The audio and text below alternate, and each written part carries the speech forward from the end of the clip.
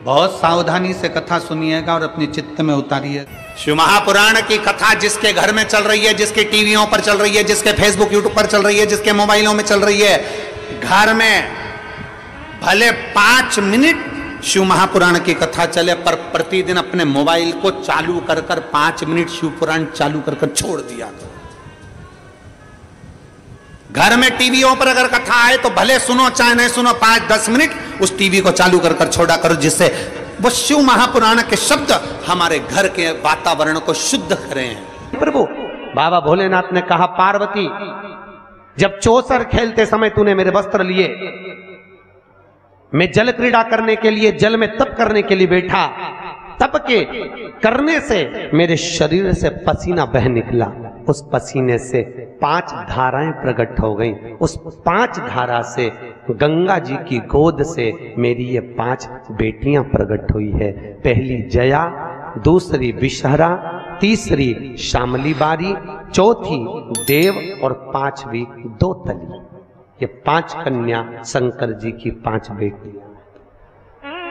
उसी समय पर माता पार्वती ने गंगा जी के जल को हाथ में लेकर कहा, गंगा तू मेरी बहन है, मेरे गर्भ से तो संतान नहीं हुई, पर तूने मेरे बच्चों को पाला पोसा बड़ा किया, इसलिए तेरे घाट पर आने वाला व्यक्ति शंकर जी के साथ तेरा स्मरण करेगा और जो हर हर गंगे बोलेगा, गंगा उसको तेरे स्नान का पुण्य घर बैठे मिल जाएगा।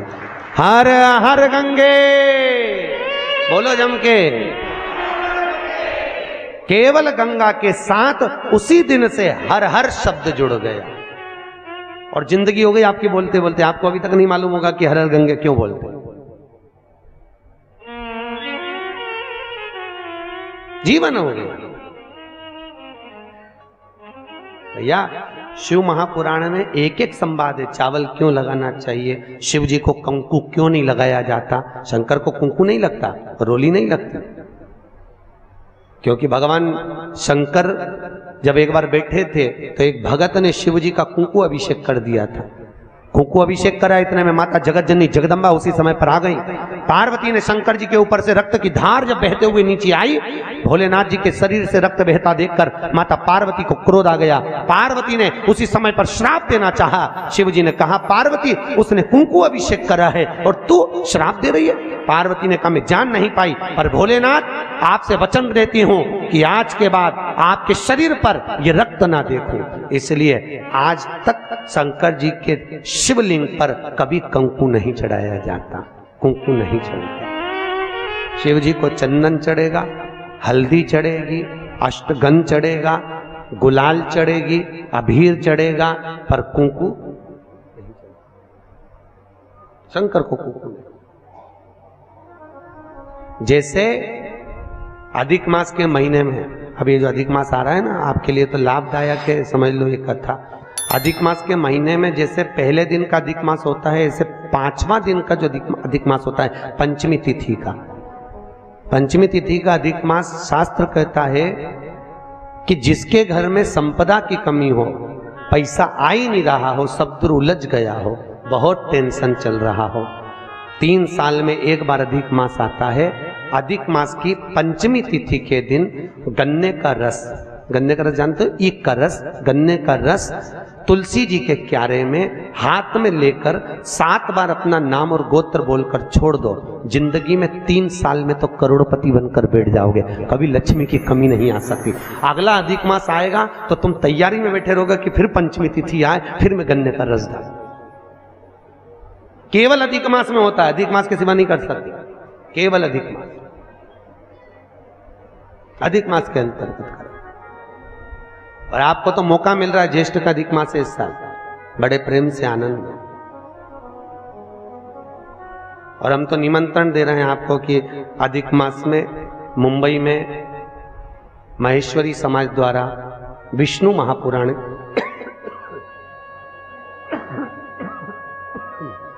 विष्णु पुराण की कथा है। और आप सब भी विष्णु महापुराण की कथा में पश्चिम मुंबई महेश्वरी भवन श्रवण करने पधार। विष्णु महापुराण। अधिक मास का महीना भगवान शिव के स्मरण का माह, ठाकुर जी के भजन का महीना, भगवान नारायण के लाड़ लड़ाने का महीना। खूब प्रेम से भजन करो, जितना भजन कर सकते हो उतना, और काउंट कर कर नहीं कि कितना भजन करा है। कई लोग हाथ में वो बटन दबाते रहते हैं, राम राम राम राम, काउंट नहीं करना है, कर लो जितना कर सकते हो। अधिक मास के महीने में जितना पुण्य कमा सकते हो कमा। भजन चित्त धरी। आज शिव महापुराण की कथा कहती है, माता पार्वती के सम्मुख में पांचों कन्याओं को देखकर गंगा जी के सम्मुख में जब बात प्रसिद्ध करी, तब माता पार्वती से शिव जी ने कहा, ये मेरी 5 बेटियां हैं। पार्वती जी ने पांचों को गले से लगाया। भगवान भोलेनाथ बोले, पार्वती, ये जल की तरंगों में प्रवाहित होने के कारण इनका शरीर सर्प की आकृति में रहेगा। सर्प की आकृति।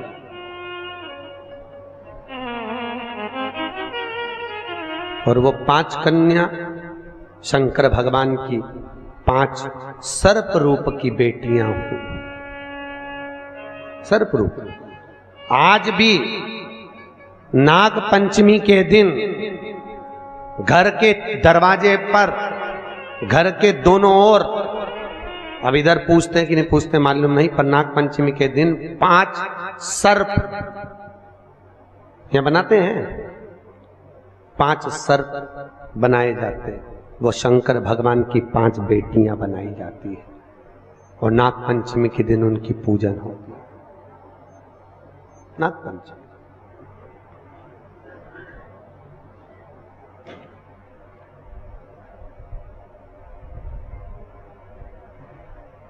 भगवान शिव की आराधना का केंद्र बिंदु है। भगवान शिव का सुखमूल स्थापित करने वाली है। भगवान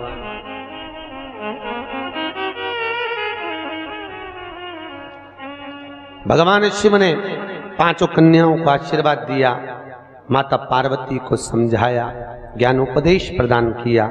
समय आया और आज भगवान शिव विराजमान थे और भगवान शंकर के नयन बंद करने पर शिव जी के नयन से बंद करते ही एक अश्रु निकला। उस आंसू से अंधकासुर का जन्म हो गया। और जैसे ही अंधकासुर जन्मा, माता पार्वती ने उस बालक को गोदी में ले लिया। पार्वती ने जैसी गोदी में लिया, ये मेरा पुत्र है। भगवान शिव बोले, पार्वती इसको उठाकर समुद्र में फेंक दे। पार्वती जी ने समुद्र में बालक को नहीं फेंका। महाराज मैं इसको फेंकूंगी नहीं, आपके शरीर से प्रकट हुआ है, ये आपका पुत्र है। भगवान भोलेनाथ बोले, पार्वती मेरे नयन बंद करने पर अगर प्रकट हुआ है तो उसकी कोई तुलना, कोई मान्यता नहीं। फेंक दे इसको समुद्र में। पार्वती मैया ने नहीं फेंका। थोड़ा रिटर्न बढ़ाऊंगा। पार्वती मैया नहीं फेंकी। और जब माता पार्वती ने, बस ठीक है, पार्वती मैया जब नहीं फेंकी, शिवजी ने फिर कहा, पार्वती इस बालक को फेंक समुद्र में। पार्वती ने नहीं फेंका। ये आपका पुत्र है, मैं नहीं फेंकूंगा।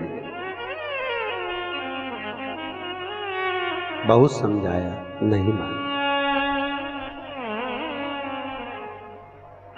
शिव जी को क्रोध आया। तब माता पार्वती ने अंधकासुर को समुद्र में डाला। डालते ही उस बालक को हिरण्याक्ष ने पकड़ लिया।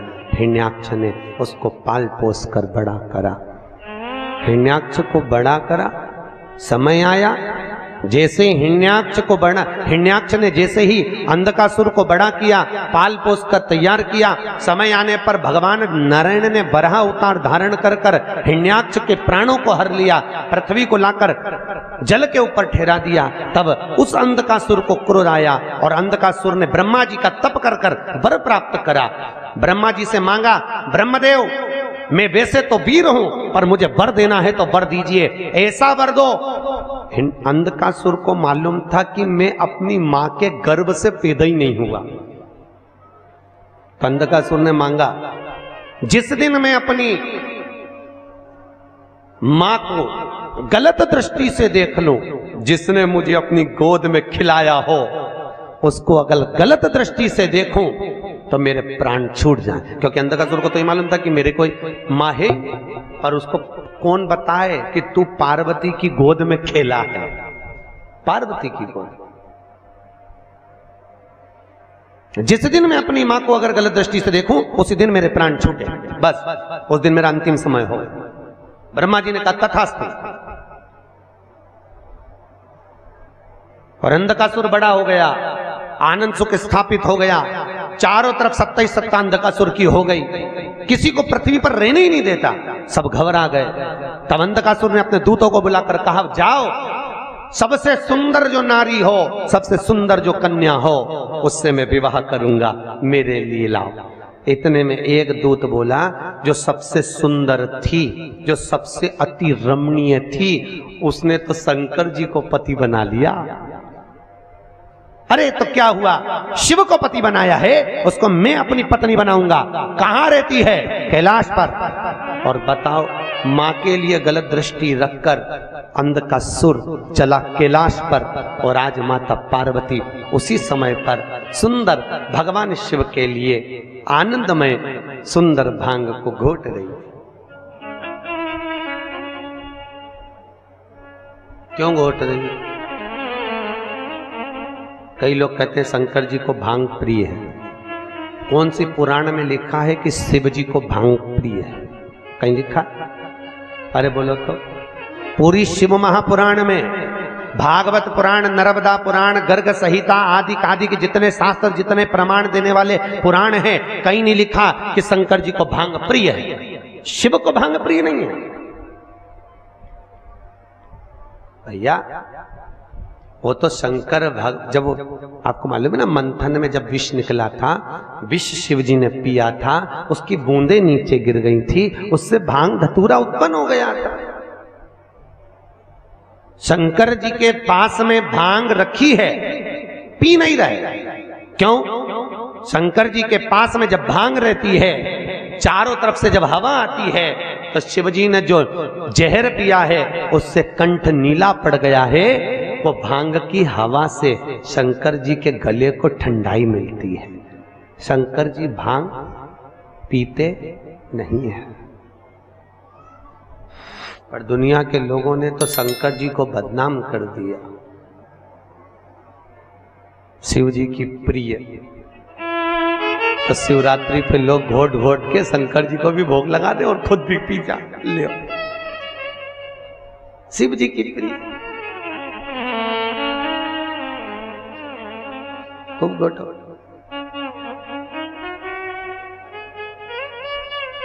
प्रियता ने समुद्र मंथन में अमृत किसके हिस्से में आया था? देवताओं। विष किसके हिस्से में आया? अरे बोलो, शंकर भगवान।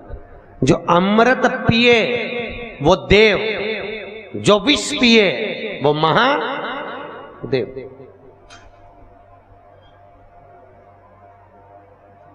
ताजी रोटी किसकी किस्मत में होती है?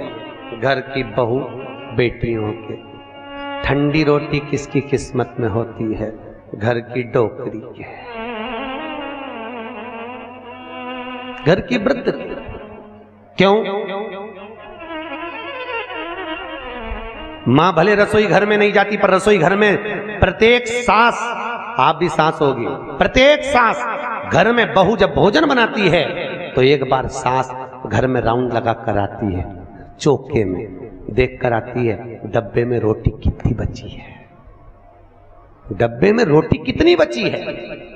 क्योंकि बहू अगर ज्यादा रोटी होगी तो उठाकर गाय को डाल देगी, तो जब सास जीमने बैठती है तो कहती है बेटा मुझे वो ठंडी रोटी ला दे। क्यों? सास को मालूम है ना बहू खाएगी, ना बेटा खाएगा, ना पति को खान दूंगी और ना कोई खाएगा, आखिरी में वो गाय के मुंह में चली जाएगी और इतनी रोटी बहू फेंकेगी, दिल मेरा दुखेगा। तो घर की बूढ़ी माँ कहती है मुझे ठंडी अच्छी लगेगी, कड़ी के साथ, दाल के साथ मैं ठंडी रोटी खा लूंगी, ला दे दे। और बहू ने ठंडी रोटी लाके मम्मी को दे दी, माँ ने खा ली। उसी तरह क्या शंकर भगवान को अमृत प्रिय नहीं था? अरे बोलो तो, था ना प्रिय। अगर देवताओं को अमृत अच्छा लग रहा है तो भोलेनाथ जी को भी अमृत अच्छा लग रहा है, पर शंकर भगवान ने सोचा अगर मैं अमृत पीऊंगा तो विष कौन पिएगा, इसलिए एक काम करता हूं, तुम सब गर्म रोटी खाओ, मैं ठंडी खा लेता हूं। इसी को कहते हैं महादेव। और मेरे भारत की भूमि की जो वृद्ध माताएं हैं, भारत के भूमि की जो बूढ़ी बूढ़ी माँ है, ये भी महादेव से कम नहीं है, जो रोज घर में विष को धारण कर रही है, रोज घर में कुछ ना कुछ घूट पी रही है।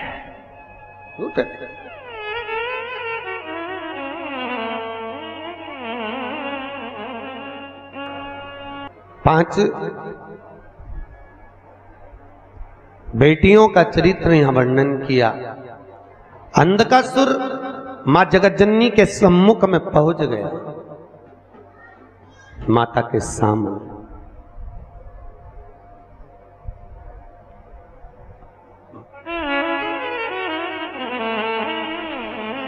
सभी देवियों में सर्व सुंदर अगर कोई देवी है, सर्व सुंदर, तो कौन? मां जगतजननी जगदम्बा। आपके यहां पर नवरात्रि में देवी बैठती है? अगर देवी जी की मूर्ति भी बैठती होगी ना तो आप उसको देखते रह जाओ, इतनी सुंदर मां की मूर्त होती है। और तेरी प्रतिमा इतनी सुंदर, तू कितनी सुंदर हो। सोचो, मां की मूर्त इतनी सुंदर है तो मां कितनी सुंदर है, कितना सुंदर। जगदम्बा भवानी को देखा, अंधकासुर ने देखकर भवानी मैया के सम्मुख में खड़े होकर कहा, अरे ये ओगड़ी भस्मी रमाने वाला, जटा जूट बांधने वाला, उसको पति बनाकर बैठी हो, मुझे देखो, इतना तो मां से कहना था। और उसी समय भोलेनाथ जी को क्रोध आ गया, क्रोध, शिव को क्रोध आया और बाबा भोलेनाथ ने उसी समय पर अंधकार।